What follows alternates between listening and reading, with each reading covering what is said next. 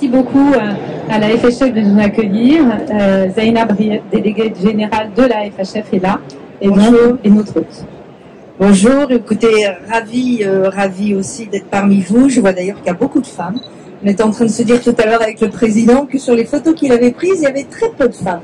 Donc je pense qu'on va être obligé aussi de faire un travail en la matière. Hein. Alors moi je m'étais mise tout en blanc parce qu'en me disant que si jamais il n'y avait pas assez de femmes, au moins on pourra en voir une. En tout cas très heureuse Alice d'être avec vous et de remettre ce trophée. Nous avions la Fédération hospitalière de France qui, comme vous le savez, regroupe tous les hôpitaux publics et les structures médico-sociales publiques, avait signé avec Femmes de Santé un partenariat, la charte, pour nous engager à mettre en lumière et à donner toute leur place aux femmes de santé. D'ailleurs, je pense que c'est toujours d'actualité. Nous venons d'avoir une première ministre et regardez les débats. Alors certes, on ne se situe pas 31 ans en arrière et je me rappelle très bien de la nomination d'Édith Cresson, mais pour autant quand même ça suscite beaucoup de questions. Alors nous, en ce qui nous concerne, il ne s'agit pas du tout de dire que les femmes en santé sont inexistantes, non. La fonction publique hospitalière et dans nos hôpitaux et nos CHU, c'est majoritairement féminin. En revanche, quand on regarde les professions, plus nous montons dans les responsabilités, et moins nous avons de femmes nommées dans ces responsabilités. En tout cas, très heureuse de mettre à l'honneur les femmes, le courage des femmes, l'innovation des femmes et leur riche participation et la richesse du secteur de la santé, puisque c'est elles qui font aussi la richesse de ce secteur.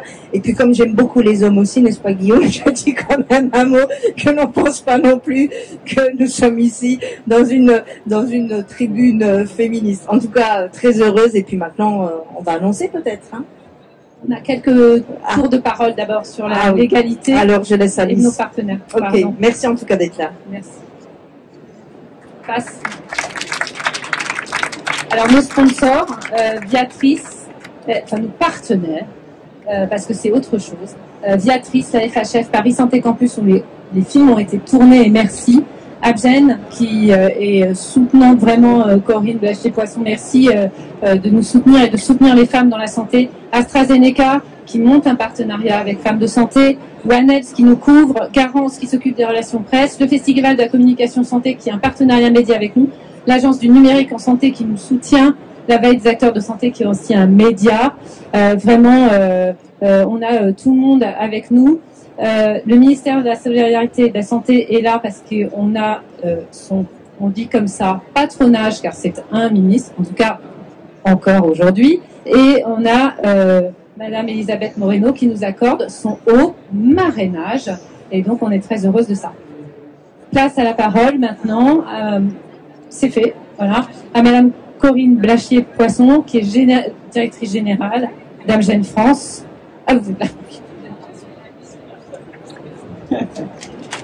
Bonjour à tous. Donc, vous l'avez compris, je suis signataire de la charte des femmes de santé depuis l'année dernière et je me suis précipitée. Donc, je suis une femme de santé, je suis la présidente et directrice générale de Amgen France, laboratoire de biotechnologie.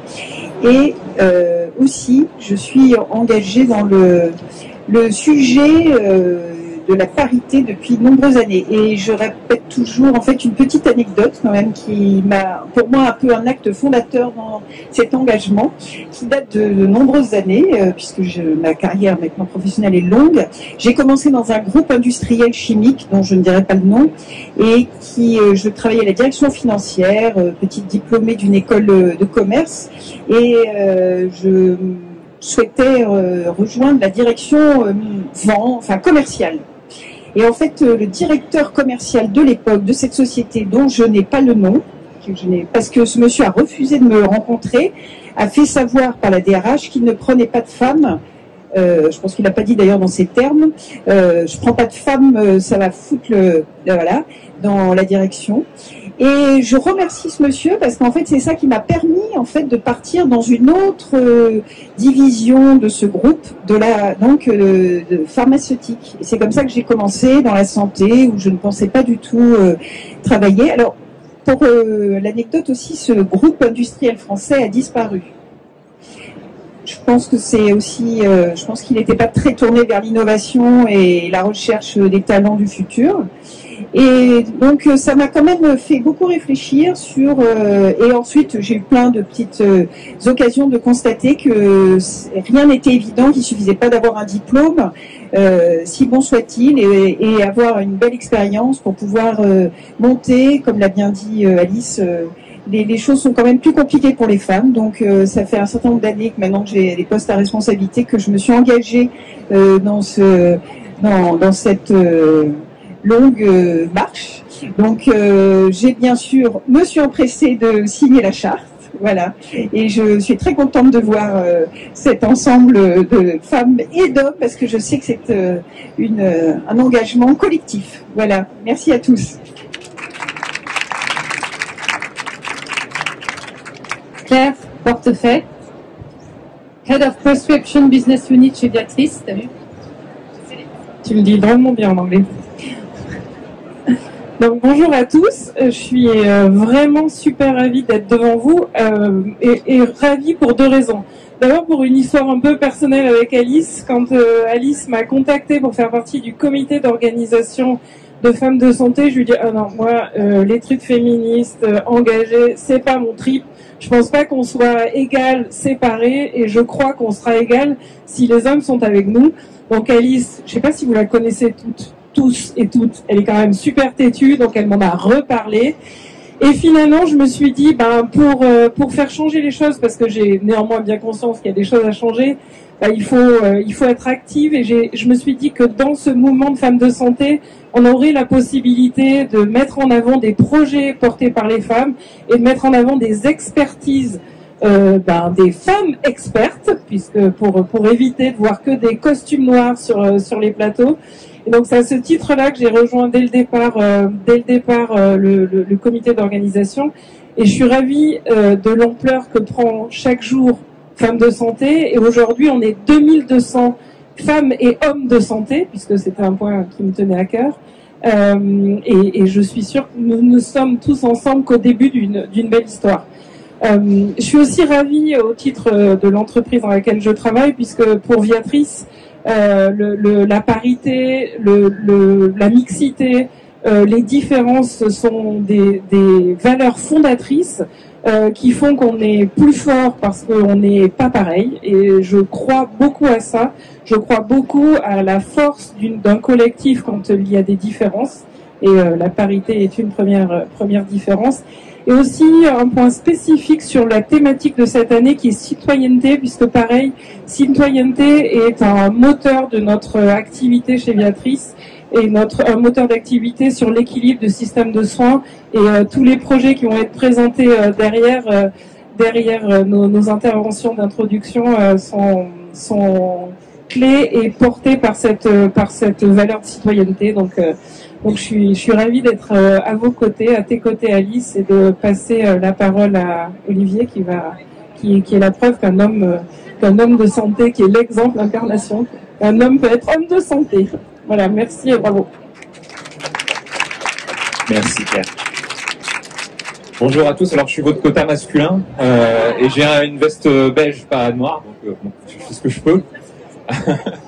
Et donc tout simplement pour représenter le fait que la cause féminine n'est pas qu'une cause de femmes, et donc nous sommes très rapidement avec AstraZeneca engagés dans le soutien de femmes de santé. Aussi pour une anecdote qui était, je pense que au nom de mon entreprise, j'ai participé l'année dernière à ce qui aura été la dernière table ronde exclusivement masculine à laquelle je participerai. Et à partir de là, la semaine d'après, je crois, nous commencions à voir les messages d'Alice sur LinkedIn, et nous avons donc tout naturellement et rapidement rejoint Femmes de Santé, puisque chez AstraZeneca, nous considérons que la diversité est innée, mais l'inclusion est une volonté active, et donc c'est une volonté que nous poursuivons. J'ai aussi le plaisir et l'honneur de présider le LIR, les Laboratoires Internationaux de Recherche, une association depuis quelques mois. Et avec le LIR, nous avons le programme Innovation Santé, sur lequel nous sommes extrêmement centrés sur la pédagogie citoyenne de l'innovation en santé. Qu'est-ce que l'innovation en santé apporte à la société? Quels bénéfices sociétaux et globaux tire-t-on de l'innovation en santé? Et cette pédagogie citoyenne, si on veut qu'un système centré sur le soin évolue vers un système centré sur la santé et donc du patient au citoyen, c'est quelque chose sur lequel nous allons devoir travailler tous ensemble. Et donc je me réjouis de la table ronde autour de laquelle vous allez débattre dans l'après-midi. Voilà ce que j'ai à dire. Je repasse la parole à Alice et je vous souhaite un très bon congrès. Félicitations pour Femmes de Santé. Bon alors, tout est dit, donc place au film de révélation. Je rêve d'une santé qui soit éthique, réellement participative, préventive, globale, apaisée, plus humaine pour tous, en lien avec les conditions d'existence. Et peut-être un peu moins dans la théorie.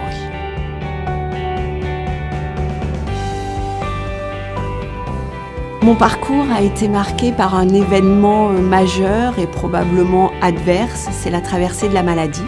J'étais orthophoniste et je suis devenue patiente partenaire dans une équipe d'oncologie à l'Institut du sein d'Aquitaine à Bordeaux. Apprendre que l'on a un cancer est bouleversant. Le parcours de soins, c'est une plongée dans un monde totalement inconnu où tout, absolument tout est nouveau. Partager avec une personne qui a eu cette expérience auparavant contribue à favoriser ce vécu, la qualité de vie et sans doute aussi la qualité des soins. Je suis cofondatrice du think tank Les Ateliers Mercure et j'ai fondé Mapato il y a bientôt 4 ans. C'est une plateforme qui permet aux malades chroniques de trouver des informations vulgarisées et des listes de professionnels de santé qui ont été recommandés par des patients comme eux. En 3 ans, ce qui est chouette, c'est qu'on a déjà 62 000 patients qui ont trouvé de l'information et on a créé 50 partenariats avec des associations. Je suis médecin généraliste, j'ai travaillé à l'hôpital un temps et j'ai ensuite intégré une unité en milieu pénitentiaire. L'association réunit tous les acteurs et les actrices de santé exerçant en milieu pénitentiaire. J'ai pris la présidence de l'association parce que j'y crois, parce que c'est une association dont l'objectif est de faire avancer la santé des personnes en milieu pénitentiaire. J'ai travaillé longtemps en entreprise dans la fonction de commercial. Parallèlement, j'ai travaillé à l'association Petit Prince où j'ai accompagné beaucoup d'adolescents. 20 ans en projet, c'est une association qui accompagne les jeunes adultes atteints de maladies graves pour les aider à s'insérer ou à se réinsérer dans leur vie d'adultes de leur génération. On a 25 hôpitaux partenaires qui vont nous confier leurs jeunes et nous, on va les accompagner le plus loin possible pour les remettre dans la voie des études ou de leur métier. Des études de biochimie, un CAP cuisine pour ensuite être chef pâtissière dans différents établissements gastronomiques et étoilés en Île-de-France. Mon projet, c'est la création d'ateliers pâtisserie santé en cancérologie, en travaillant directement avec les équipes de soignants et les patients. L'objectif de ces ateliers, c'est de redonner du goût, du plaisir, de l'envie aux patients, en leur proposant des recettes simples, rapides, faciles et adaptées à leurs effets secondaires. Je suis chercheur sur le comportement alimentaire. Je suis aussi directeur de recherche chez MyRobotics, une start-up sur la mesure du goût. Mais je suis aussi patiente, atteinte de Covid long depuis maintenant 2 ans. Et avec d'autres patients, nous avons cofondé l'association Après J20 Covid long France. Notre association, c'est de fédérer, informer et co-construire avec d'une part les patients atteints de Covid long, et d'autre part les acteurs de la santé, afin d'améliorer les prises en charge des patients atteints de Covid long. Et notre rôle, c'est vraiment d'appuyer, d'intégrer et de relayer la parole des patients pour qu'ils soient co-acteurs de leur santé. Aujourd'hui, je suis députée européenne. Je suis née en Grèce et je fais mes études de médecine à Rome, en gynécologie obstétrique, et ensuite en France, à Strasbourg et à Paris, où j'exerce comme chirurgienne gynécologue. La stratégie nationale contre l'endométriose a comme objectif d'améliorer la prise en charge des femmes atteintes d'endométriose. Elle avait peur de s'exprimer, d'exprimer les douleurs liées aux règles, et je voulais faire quelque chose pour libérer la parole de ces femmes parce qu'elles ne se sentaient pas comprises par les médecins, par leurs maris, mais aussi par la société entière.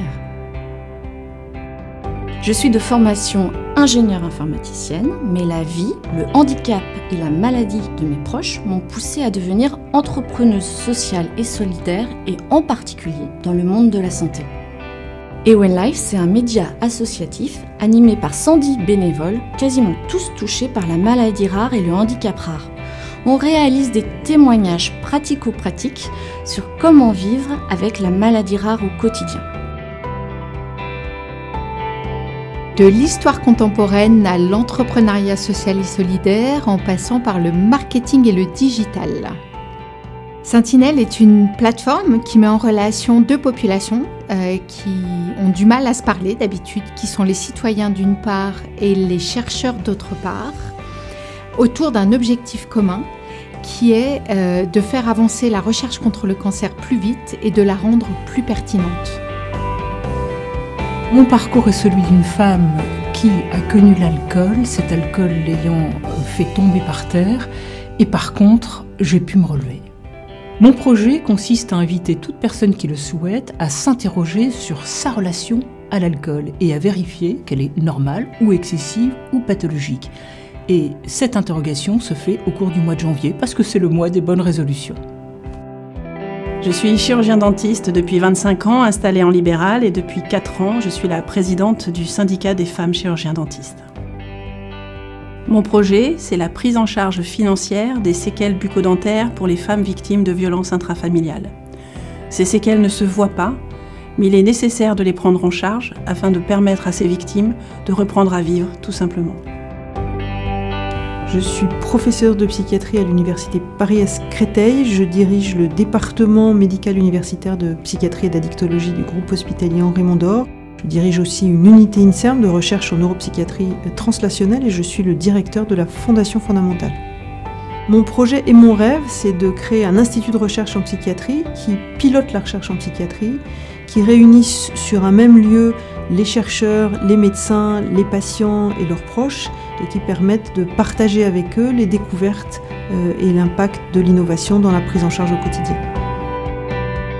Après un internat et un clinica de chirurgie, j'ai choisi de rejoindre l'équipe de chirurgie oncologique du centre Henri Becquerel, centre de lutte contre le cancer à Rouen, et j'en suis la coordonnatrice de l'unité de chirurgie ambulatoire depuis 2015. Dans le cadre d'un cancer du sein, chez des patientes qui ont subi une intervention lourde, nous avions dans l'idée de proposer à l'immense majorité de nos malades de rentrer chez elles, parce qu'on y est bien mieux qu'à l'hôpital, et on devait mettre au point un outil qui nous permettait de coordonner l'hôpital et la ville pour qu'elles se sentent en sécurité. Puis je crois quand une patiente vous dit ben voilà, vous m'avez enlevé le sein et le soir je dormais dans les bras de mon mari, ben tout est dit, ça n'a pas de prix.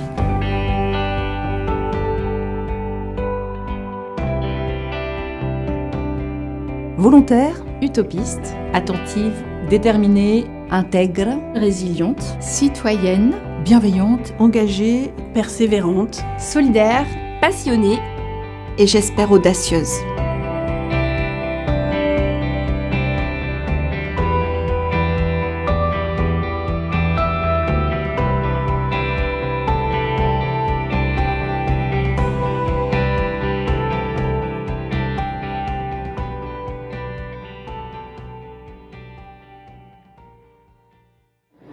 Alors je l'ai vu peut-être 20 fois et je pleure à chaque fois. On va tout de suite faire la table ronde car deux de nos femmes de santé doivent vite partir. J'appelle à s'asseoir, s'il vous plaît, le professeur Marion Leboyer, s'il vous plaît, Guillemette Jacob et Pauline Oustric.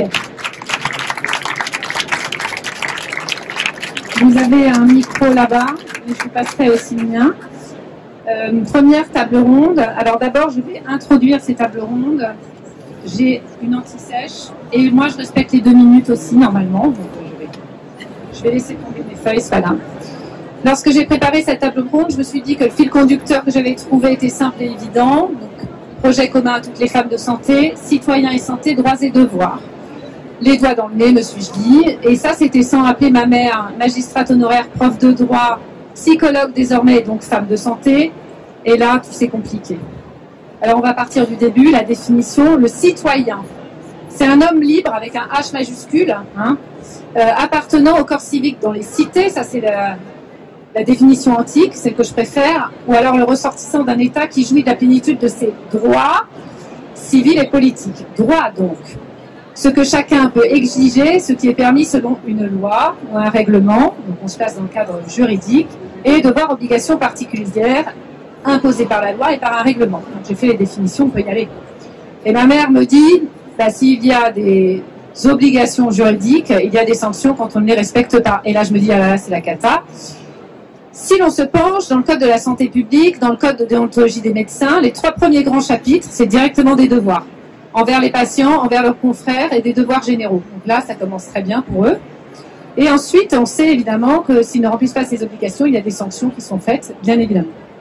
De même que les établissements de santé doivent notamment garantir la qualité de l'accueil, du traitement et des soins. Et on peut faire des signalements à l'ARS si ces points-là ne sont pas respectés.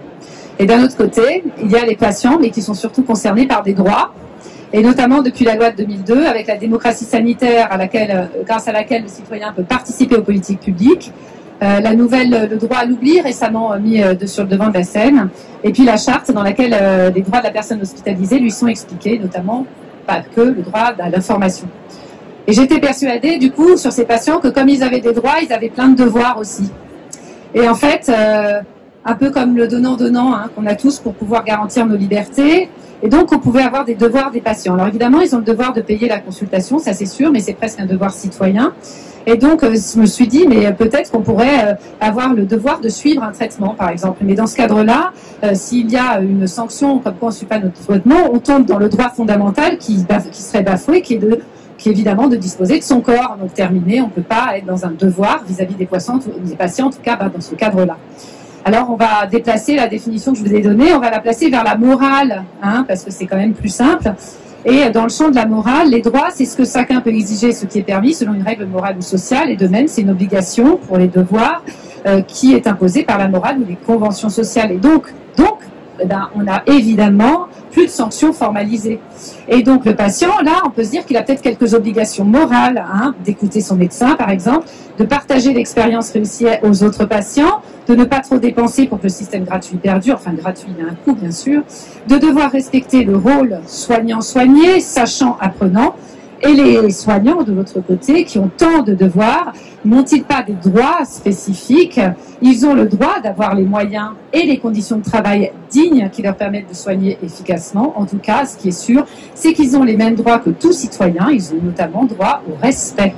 Bref, pas si simple, vous l'aurez compris, nous parlerons dans ces tables rondes de devoirs et de droits moraux, du fait que les citoyens ont le droit de voir la recherche se développer dans leur maladie, première table ronde, de ne pas être des citoyens oubliés du système de santé, deuxième table ronde, et enfin d'initiatives citoyennes et altruistes qui changent les paradigmes de la santé. Alors j'y vais, je pose ma première question, donc professeur Le Boyer, merci d'être ici parmi nous, je sais que vous êtes très pressé. Vous m'avez parlé du fait que la recherche, vous êtes présidente de la fondation, directrice générale de la Fondation Fondamentale, et vous m'avez parlé du fait que la recherche en psychiatrie était pour vous évidemment un droit, mais c'était aussi un devoir. Et donc, est-ce que vous pouvez nous expliquer tout ça, s'il vous plaît? Merci Alice pour cette belle question. Je voudrais d'abord commencer par dire que je suis très fière de faire partie des Femmes Santé 2022, donc merci beaucoup. Essayer de répondre effectivement à votre question. Donc la recherche en santé mentale, c'est vraiment quelque chose qui me passionne, pour lequel je suis pleinement engagée. Et c'est très clairement un droit. Les patients ont le droit, comme pour les autres maladies, à ce qu'on fasse de la recherche et de l'innovation pour améliorer leur prise en charge.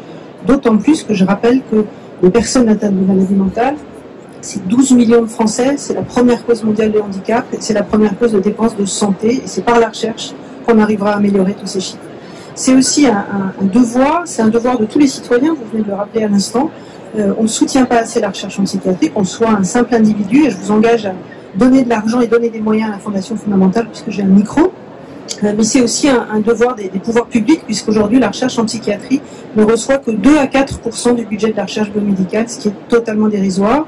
C'est aussi un devoir pour nous, les médecins et les chercheurs, d'utiliser tous les outils que nous avons à notre disposition pour faire progresser la discipline, qu'il s'agisse de la biologie, de la génétique ou de l'immunologie, de l'imagerie, de l'épidémiologie, de l'intelligence artificielle et bien sûr de la psychologie. Et puis je crois qu'il faut vraiment finir sur un mot très positif qui est l'espoir, ça rime avec le précédent, pour se dire qu'on vit une période absolument formidable. On a fait des découvertes fantastiques depuis ces 10 dernières années.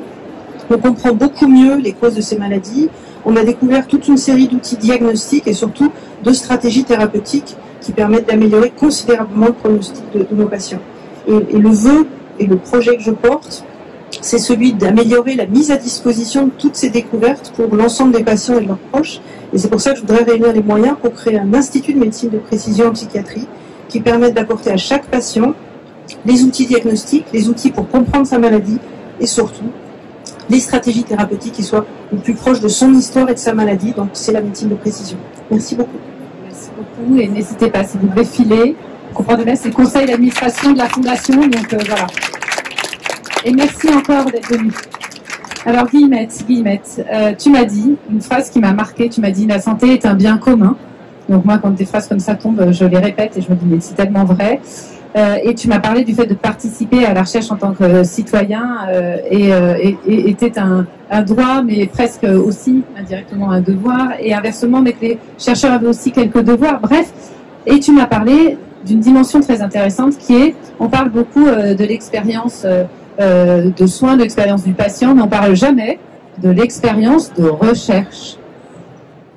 Oui, effectivement, sont tous les sujets qui me tiennent particulièrement à cœur en ce moment. Donc, bon, là, que la santé soit un bien commun, je pense que malheureusement, les 2 dernières années nous ont bien montré à quel point nous étions tous extrêmement interdépendants sur ce sujet et que ça nous donne certains devoirs et dont celui de participer à la recherche.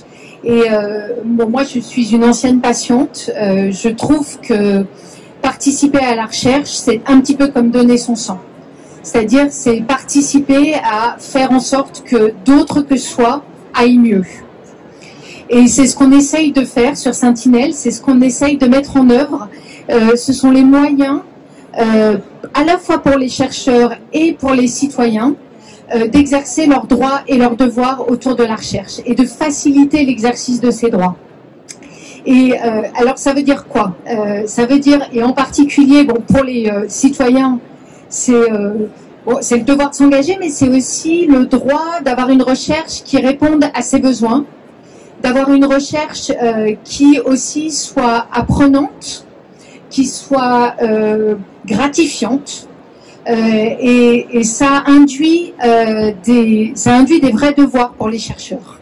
Et c'est aussi un des travails, c'est un grand pan de notre travail, c'est de travailler main dans la main avec les chercheurs pour que demain, effectivement, comme le disait Alice, on se concentre beaucoup sur l'expérience de recherche. Pour que, quand un citoyen s'engage dans la recherche, les différentes étapes par lesquelles il va passer, ce qu'il peut ressentir, ce qu'il va devoir faire au fur et à mesure soit bien intégré. Je ne sais pas si vous avez déjà rempli un questionnaire sur votre santé mentale. C'est un cauchemar, honnêtement. Hein. Si vous n'étiez pas déprimé avant de commencer le questionnaire, vous l'êtes à la fin. C'est sûr. Et voilà, ça fait partie des choses sur lesquelles on travaille pour que demain, il y ait plus de considération pour l'expérience de recherche, pour que demain, on soit de plus en plus nombreux et nombreuses à y participer. Je te remercie beaucoup. Alors, Pauline Stick, merci d'être là. Alors, je peux le dire, hein, tu es à la fois patiente, donc atteinte de Covid long, et chercheur en fait. C'est ça qui est formidable. Et notamment dans tout ce que tu as fait, vous l'avez vu hein, pendant Covid, c'était elle hein, qui parlait au Parlement, etc. Bref. Tu milites en faveur d'une recherche sur Covid long et puis aussi d'une forme de recherche très particulière. Donc je te laisse en parler. Merci beaucoup. Donc oui, jusqu'ici j'étais chercheur et puis en mars 2020, comme beaucoup d'entre nous, j'ai eu le Covid. Ça a duré plusieurs semaines, après 20 jours, puis plusieurs mois, puis une année, puis 2 ans maintenant. Et je suis du coup devenue patiente, c'est-à-dire objet de la recherche. Mais les patients, c'est pas uniquement des objets de la recherche, ça peut être aussi des acteurs de la recherche, ils peuvent être à l'initiative de la recherche. Et je pense que c'est important de rappeler ici que le Covid long, notamment le terme, a été créé par les patients eux-mêmes et qu'en Amérique, le groupe Patient-Led Research a notamment créé un des premiers paniers de recherche qui a permis de mieux comprendre les 200 symptômes du Covid long auxquels nous avons notamment participé. Et du coup, notre association après J20 Covid long France, elle s'est fondée sur ces valeurs de chercheur qui devient patient, patient qui devient chercheur, vraiment de lier les différents mondes de la santé pour collaborer tous ensemble. Et du coup, on a monté 4 piliers qu'on a présentés à l'OMS, que sont la reconnaissance du Covid long, la communication, la recherche et les soins. Et du coup, au niveau de cette recherche, on voudrait qu'elle soit partagée participative. Pour nous, c'est vraiment important. Ça veut dire quoi? Ça veut dire qu'elle intègre les patients, leurs besoins, leur expérience, pour qu'on puisse vraiment adapter les prises en charge et avoir une recherche qui soit le plus proche des besoins des patients. On veut aussi une recherche qui soit éthique, c'est-à-dire qu'elle prenne en compte l'intégrité des patients, et on veut une recherche qui soit ouverte, donc accessible et collaborative. Donc en termes d'action, pour être assez bref sur ce qu'on a fait depuis 2 ans en termes de recherche, on a d'abord créé un conseil scientifique pour mettre en commun les patients, les chercheurs, les médecins, et mettre en place une première définition du Covid long. On a aussi participé à financer la recherche pour aider à aller plus vite au niveau des premières recherches sur le Covid long. Et on a aussi appelé le gouvernement à financer la recherche sur le Covid long. On a été entendu puisque la NRS a fait plusieurs appels à projets auxquels nous avons notamment participé. Et on a aussi demandé à ce que les patients puissent participer à cette recherche en tant aussi qu'évaluateurs pour que leur prise de recherche soit vraiment prise en compte. Donc pour conclure, notre association cherche vraiment à rendre le patient acteur de sa santé pour améliorer la prise en charge. Et du coup, ça passe par une recherche participative. Merci beaucoup. Je te remercie. On passe à la deuxième table ronde. Excuse-moi d'enchaîner et merci d'être là et d'être venu. Les citoyens oubliés de la santé et donc je vous appelle à la table ronde. Estelle, Béatrice, Nathalie, Bénédicte et Sabine, s'il vous plaît.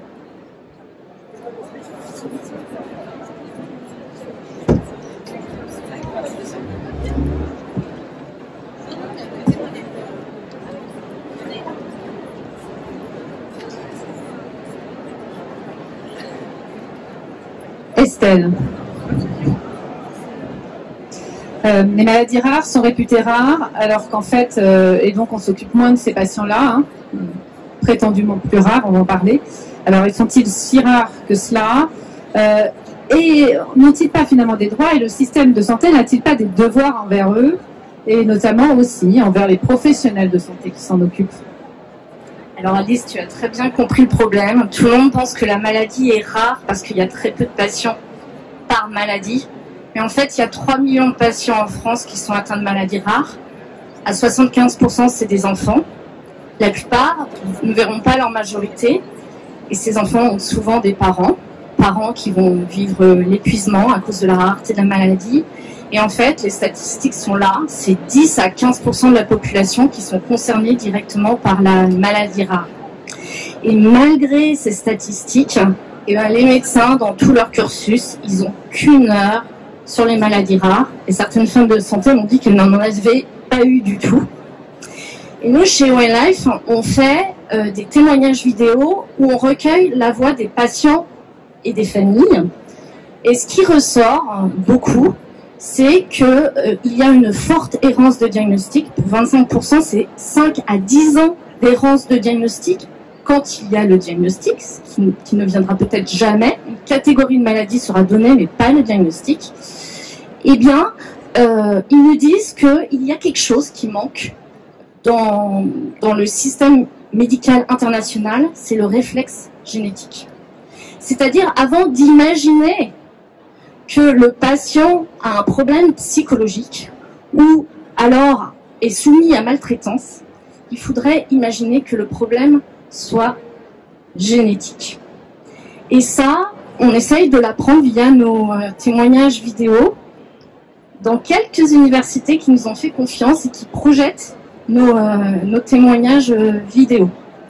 Alors, ce que je veux vous dire et qui est très important, c'est que dans les maladies rares, il y a aussi des médecins qui s'impliquent sur les maladies rares, qui sont souvent pas reconnus par la profession, malheureusement, parce qu'en fait, les maladies rares, je ne vous l'ai pas dit, mais elles sont souvent dégénératives et sans traitement.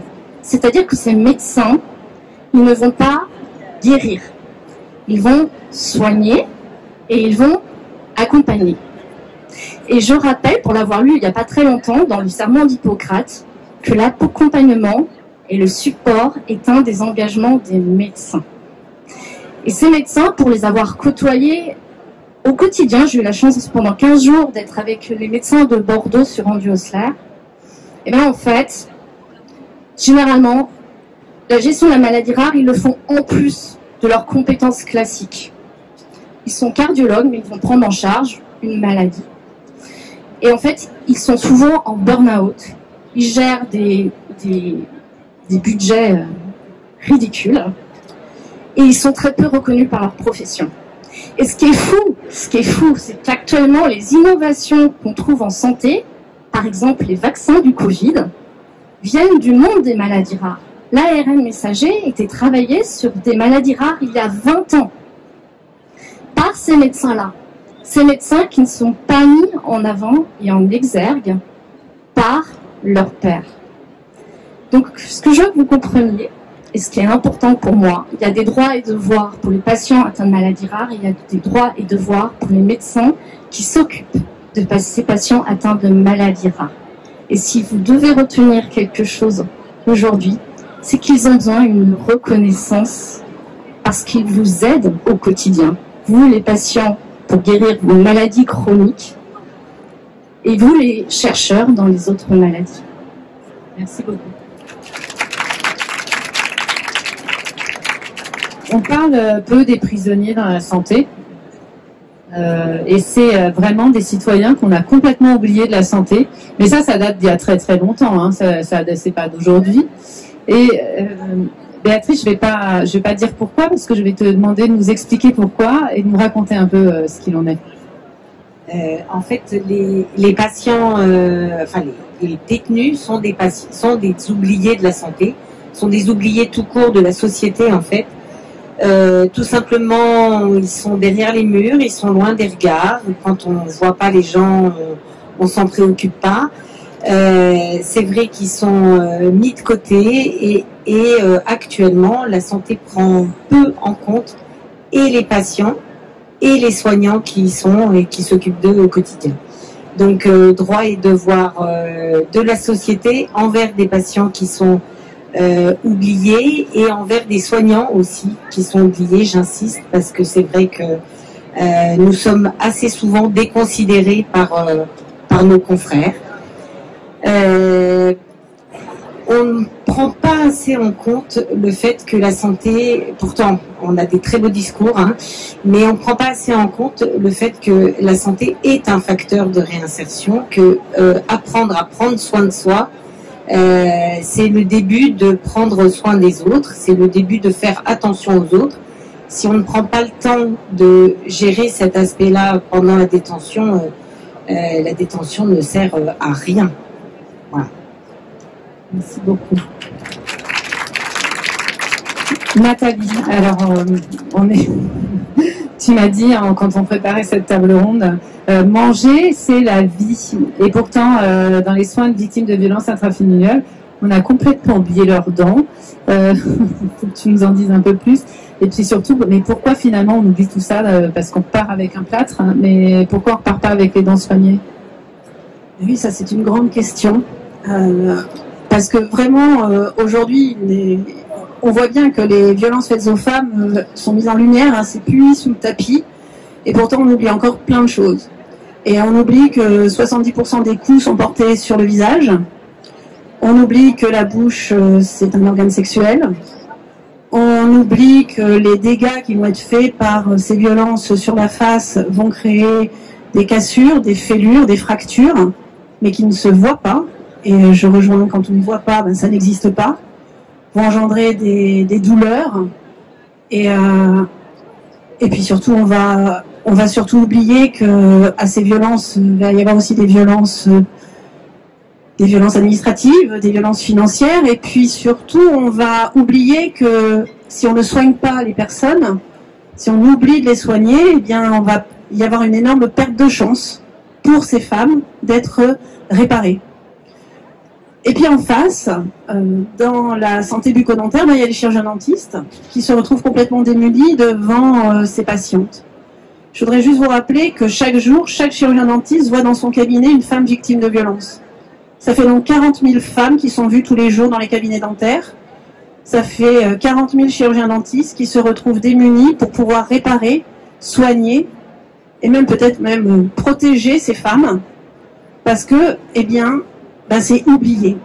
Parce que financièrement, pour les réparer, il va falloir mettre au pot et que si elles sont aussi ces violences administratives et financières, eh bien c'est parce que ce n'est pas reconnu. La chirurgie dentaire, c'est toujours l'oublier. Dans beaucoup de pathologies, on l'oublie. On l'oublie dans le diabète, on l'oublie dans les maladies cardiaques, on l'oublie dans énormément de choses, et puis donc on va l'oublier dans les violences. Et l'exemple que tu donnais, c'est celui que je donne souvent parce que une femme qui va avoir des violences, qui va avoir le bras cassé par son bourreau, elle va aller directement à l'hôpital, elle va aller aux urgences, et là, tout le mécanisme va se mettre en place, il n'y a aucun problème.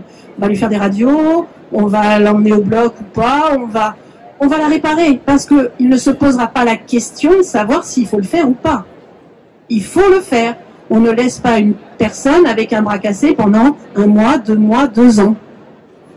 Mais alors pour le bucco-dentaire, si, figurez-vous qu'on peut laisser des femmes victimes avec une dent cassée, une dent fracturée, des douleurs, parce que ça ne se voit pas et que après tout, c'est pas très grave. Et puis on va oublier que les dents, ça sert à manger, ça sert à sourire, et ça permet de se reconstruire aussi. Parce que si on oublie ça, on oublie tout le reste. Comment se reconstruire psychologiquement si de toute façon on ne va pas pouvoir sourire? On n'a plus le masque, donc on ne peut plus le cacher. Mais nous, en tant que chirurgien dentiste, on se retrouve vraiment démunis parce que quand on est devant cette patiente, à qui on va dire « je dois extraire votre incisive centrale », vous savez, celle qui est juste devant, et que vous allez repartir comme ça, et que pour pouvoir vous soigner, il faut payer. Et ce n'est pas possible. Et c'est pour ça que nous, on se bat. Voilà, je suis désolée. Excusez-moi, je pourrais parler des heures. Pardon. Pardon. Merci à toi. Bénédicte. Alors Bénédicte, en préparant, on pouvait aussi dire que tu pouvais aller dans l'autre table ronde, mais comme toutes d'ailleurs, il a fallu catégoriser, l'association 20 ans un projet. En fait, toi tu m'as dit, mais en fait, et c'est très important, quand on a un enfant qui est hospitalisé long terme, il y a beaucoup de choses qui sont faites en pédiatrie pour les enfants, et puis quand il passe, on n'y a jamais pensé, moi la première, quand il passe de l'hôpital pédiatrique à l'hôpital adulte, là, c'est fini, il n'y a presque plus rien. Et donc je te laisse parler parce que là c'est trop important. Ouais, il faut savoir qu'il y a chaque année 2000 jeunes entre 18 et 25 ans qui sont diagnostiqués d'un cancer. Alors l'association au début s'est beaucoup occupée justement de ces jeunes atteints de cancer. C'est un phénomène qui existe un peu partout où finalement on se dit on avait la pédiatrie de 0 à 18 ans et puis après l'âge adulte. En fait, il y a toute une tranche d'âge de 18 à 25 ans qui est très particulière parce que c'est d'ailleurs très particulier au niveau de la pathologie parce qu'on ne sait pas si on leur met des traitements pédiatriques ou des traitements adultes. Mais c'est aussi particulier parce que 18-25 ans, il y a énormément de choses qui se passent dans la vie de tout jeune de 18 à 25 ans, notamment les études, notamment ce qu'ils ont envie de faire plus tard. Et qu'être arrêté pendant longtemps, entre 18 et 25 ans, c'est extrêmement compliqué. Parce que c'est compliqué de s'arrêter pendant 1 an, 2 ans alors que vous êtes en plein milieu de vos études. Tous les jeunes que j'ai rencontrés me disaient, il y a une question qu'on pose tout le temps, vous rencontrez un jeune de 18 à 25 ans, vous allez lui dire, t'as envie de faire quoi plus tard? Mais parler à un jeune qui a un cancer, qui a plus de cheveux, lui demander ce qu'il va faire plus tard, personne ne lui demande. Et du coup, il y a cette angoisse, en fait, de se dire, finalement, les gens ne nous posent pas la question, on ne sait pas ce qu'on va faire plus tard, on a cette maladie qui nous a arrêtés longtemps. Donc voilà, moi j'ai été très sensibilisée au sujet parce que je travaillais dans une association Petit Prince au début et j'ai rencontré beaucoup d'adolescents et qui disaient en fait que quand ils passaient dans le service adulte, c'était hyper compliqué, ils étaient avec des gens de beaucoup plus âgés et que finalement cette tranche d'âge était un peu oubliée. Donc c'est d'abord les Anglais qui ont commencé à faire une catégorie à part qui s'appelle le Teenage Trust où on s'est dit en fait il faut faire cette catégorie. Alors en France ça s'appelle les AJA, adolescents jeunes adultes. Et moi, j'ai décidé de monter une association, et je travaille avec les AJA pour les aider à se réinsérer dans leur vie professionnelle ou d'études. Donc en fait, au début, on a monté cette association beaucoup avec le Centre Léon Bérard à Lyon. Donc je pense que voilà, on a trouvé vraiment ce qui marchait puisqu'on a travaillé avec des médecins et on a travaillé avec des jeunes. Donc on s'est dit, le jeune, il est perdu, donc il lui faut des coachs. Donc on a recruté 25 coachs qui sont dans tous les hôpitaux. On est partenaire de 22 hôpitaux en France. Alors, principalement dans la cancérologie. Donc c'est des coachs qui sont à Paris, à Montpellier, à Lyon, selon nos partenariats.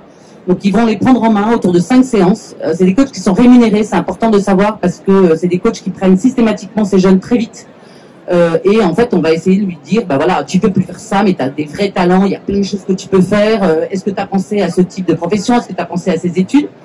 Ensuite, on va les aider à rencontrer des professionnels. On va les aider à faire leur CV, on va leur aider à comment ils peuvent parler à un entretien, comment ils peuvent parler de leur maladie. On a monté des partenariats avec beaucoup d'entreprises aussi qui, du coup, vont les recruter en alternance pendant des stages, qui vont les rencontrer pour leur parler du métier. On a vraiment essayé de faire un maillage entre ces jeunes, les entreprises, les partenaires avec qui on signe des partenariats, pour que le jeune puisse aller retourner dans sa vie. On va offrir des études. Enfin, on va, en fait, pour simplifier, on va faire tout ce que les parents font pour leurs enfants, en appelant le copain qui va le recevoir, en les aidant à trouver quelqu'un qui va peut-être les aider à trouver leur bonne voie. Voilà. Merci.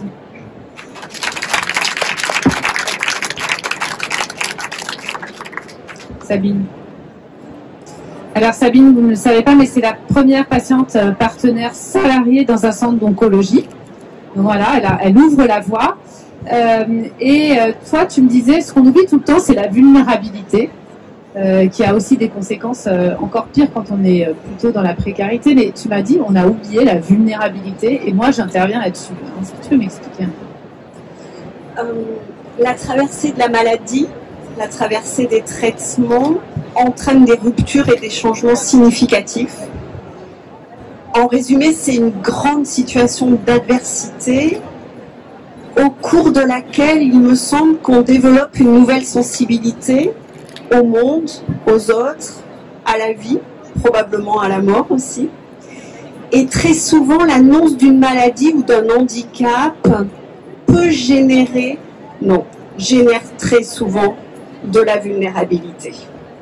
De la vulnérabilité qui, à mon avis, est associée avec un sentiment d'incertitude de l'avenir et parfois, dans certains cas, couplée avec la certitude de la finitude de la vie.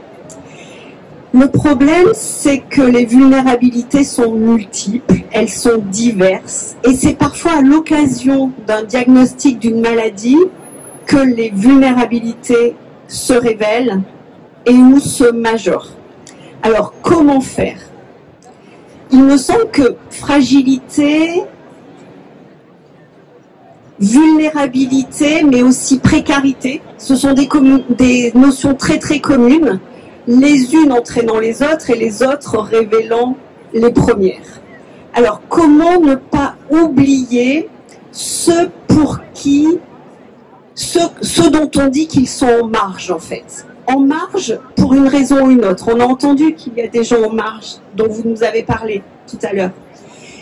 On peut être en marge pour plusieurs raisons. Pour une situation de précarité sociale, mais aussi géographique. On oublie qu'il y a une précarité géographique. C'est pas du tout facile d'être soigné quand on est à 150 ou 200 km d'un lieu de soins. Il y a des précarités psychiques, il y a des précarités affectives. Et je vais m'arrêter là parce que je vais en oublier sans aucun doute. En tout cas, à l'ISA, l'Institut du sein d'Aquitaine, on est attentif, encore plus attentif à ceux qui sont en marge. Et il me semble que le partenariat en santé, et particulièrement l'accompagnement par un patient partenaire, on en a parlé tout à l'heure avec le Covid long, permet sans aucun doute d'identifier ces vulnérabilités, ces situations de vulnérabilité. Parce que, étonnamment, ce sont ceux qui ont besoin le plus d'informations qui le demandent le moins. Et je crois que c'est le moment. J'ai fait un petit signe discret, mais en fait, c'était pas du tout discret. Mais c'est pas grave du tout. Et je crois que j'ai dit l'essentiel, en tout cas, sur le partenariat en santé pour réduire les inégalités. Je vous invite à rejoindre vos places. Il nous reste 10 minutes sur ce stand, même pas, mais c'est largement ce qu'on a prévu. En fait, si vous voyez, il y a Margot derrière et je lui ai filé un carton jaune et un carton rouge. Et donc, en fait, elle me fait des signes. Donc, je me suis pris un rouge, là. Donc, voilà, on y va. Alors, Frédéric, Sandrine et Axel, s'il vous plaît, rejoignez-nous.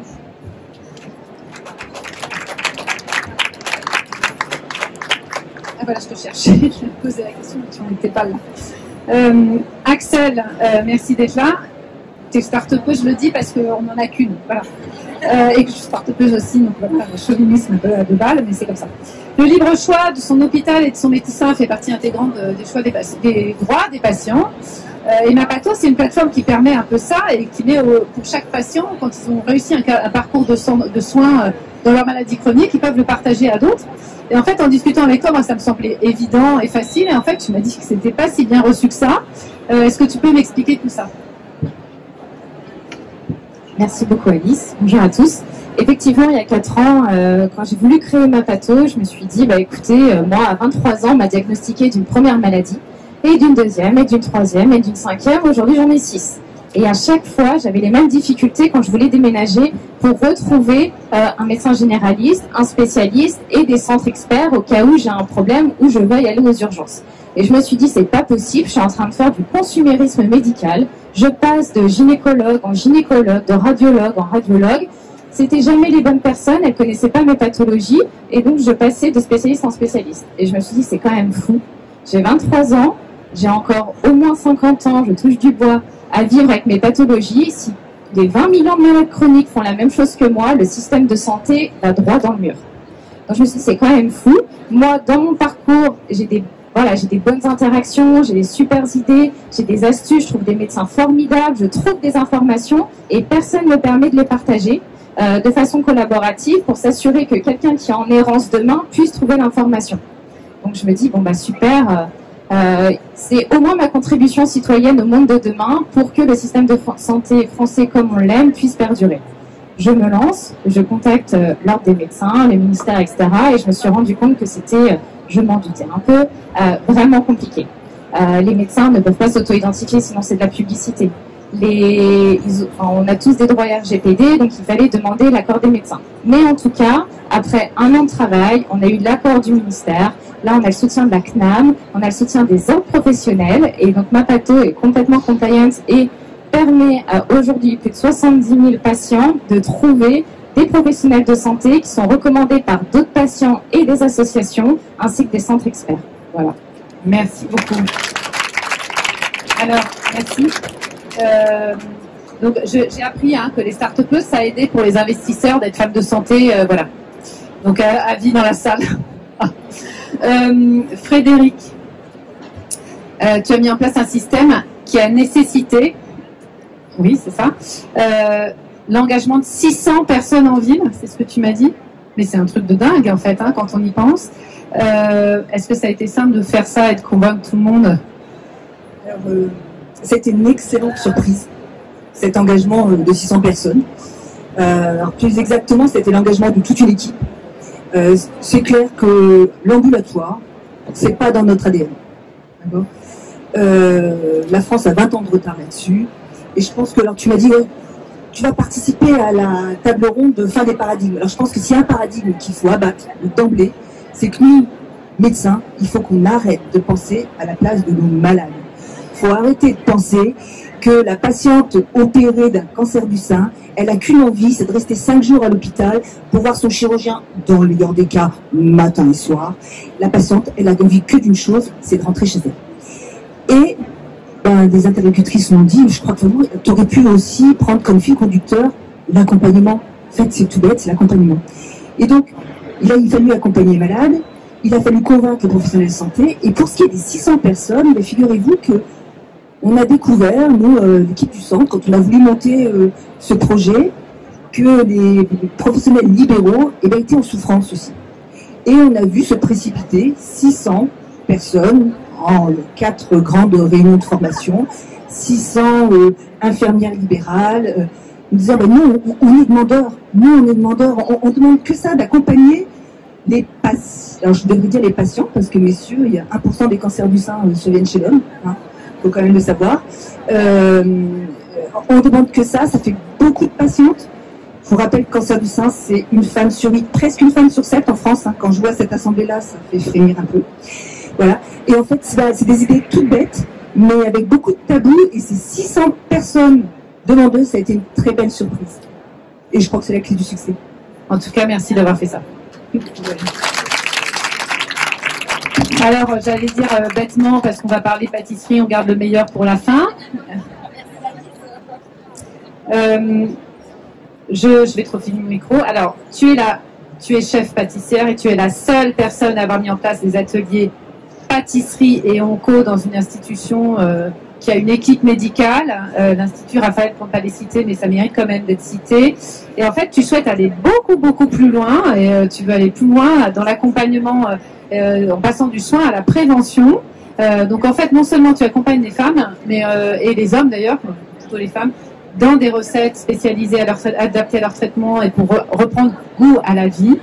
Mais en fait, tu veux aller plus loin, il faut que tu me dises. Merci Alice et bonjour à tous. En effet, depuis presque bientôt 18 mois, je mets en place des ateliers de pâtisserie dans différentes structures, en particulier en cancérologie, et j'interviens principalement au sein de l'Institut Raphaël, situé à Levallois-Perret. Ces ateliers ont pour vocation effectivement d'améliorer la qualité de vie des patients et des aidants. Ce sont des moments de gourmandise, de plaisir, de partage. On rit beaucoup aussi parce que ça c'est important, il faut le souligner. Les patients en ont besoin. Et voilà, effectivement, je veux aller plus loin. De ce fait, avec ces ateliers de pâtisserie, j'interviens à un niveau de prévention tertiaire en fait, c'est-à-dire au moment des complications et des risques de récidive, alors qu'il est tout à fait possible d'intervenir à un niveau de prévention primaire, soit avant la maladie, et en intervenant sur les différents facteurs modifiables, en l'occurrence alimentation, et je suis directement concernée avec le sucre et la pâtisserie. Donc effectivement, aujourd'hui on a 20 millions de personnes en France atteintes de maladies chroniques, soit 30% de la population. Ce qui veut dire qu'il est urgent et impératif de changer les paradigmes.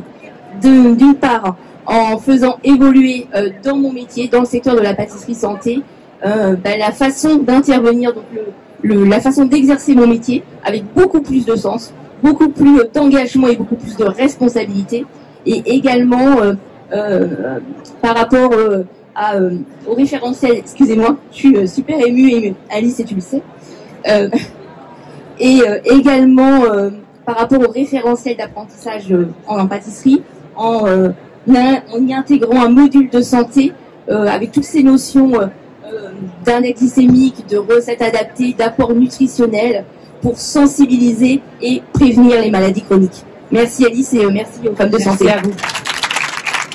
Merci beaucoup. Et voilà. Alors, un grand merci, juste pour vous expliquer.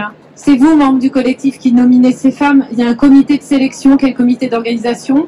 Je remercie encore nos partenaires que j'ai cités tout à l'heure. Le comité d'organisation, je vais les citer parce qu'elles sont là avec nous depuis le début.